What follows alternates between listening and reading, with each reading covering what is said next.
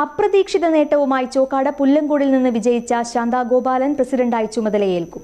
UDF കെട്ടുറപ്പോടെ നീങ്ങിയതിനാൽ SDPIയിൽ നിന്ന് ward പിടിച്ചെടുത്താണ് ശാന്താഗോപാലന് നേട്ടമായത്.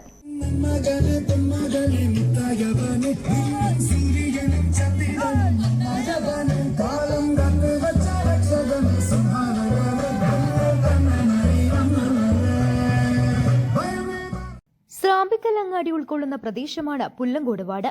കഴിഞ്ഞ തവണ പുല്ലങ്കോട് വാർഡ് SDPI സ്ഥാനാർത്ഥി UDF, LDF മുന്നണികളെ പരാജയപ്പെടുത്തിയാണ് വാർഡിൽ വിജയം നേടിയത്. ശക്തമായ പ്രവർത്തനത്തിലൂടെ SDPI വിജയം പ്രതീക്ഷിച്ചെങ്കിലും UDF സ്ഥാനാർത്ഥിയായ ശാന്താഗോപാലൻ 106 വോട്ടിന്റെ വ്യക്തമായ ലീഡ് നേടിയാണ് വിജയിച്ചത്.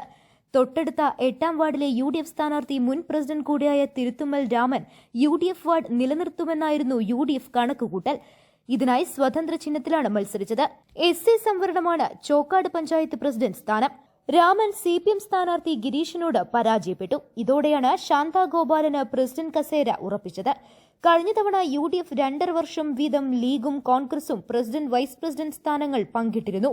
ഇത്തവണ പ്രസിഡന്റ് സ്ഥാനത്തിന് UDFൽ നിന്ന് വേറെ ആരുമില്ലാത്തതിനാൽ ശാന്താഗോപാലിന് 5 വർഷം സമ്പൂർണമായി പ്രസിഡന്റ് കസേരയിലിരിക്കാം.